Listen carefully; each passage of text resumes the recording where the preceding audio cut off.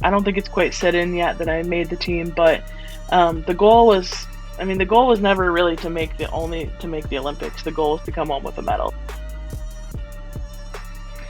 I've been meeting with my sports psych once a week, which I didn't normally do. So we basically like left Thailand agreeing that we've got some work to do, and I think just again, I've already touched on it a little bit, but just kind of pairing that with finally feeling a little bit more rested, a little bit more like physically able to complete these workouts and physically like confident, going into heavy training days and knowing that I feel better and I'm not as stressed out about those. So, kind of doing all those things, just taking a step back, looking at what technical things might have been neglected a little bit this year.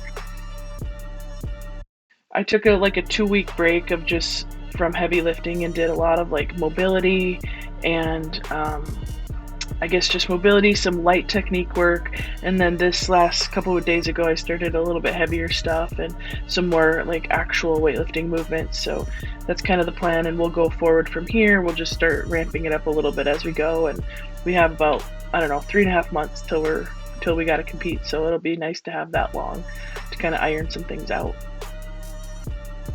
It's a pretty stacked team, and I'm excited to train with them. We have to go to Paris pretty early, so just to be able to hang out in Paris and train with them with other really really competitive athletes is going to be good, I think, for all of us. So I think it's a great team. I think we're all real focused and want to do well, and I don't think any of us are just content with making the team. I think we want to try to come home with a medal. So I think it's a really great group. I'm excited to spend some time with them. The cool thing about qualification is I've seen everybody I've had to compete with.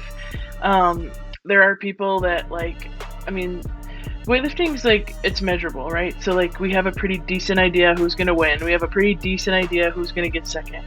That third place spot is pretty much open for like a handful of us. So that's kind of my goal is like try to fight for a spot in that, one of those medals.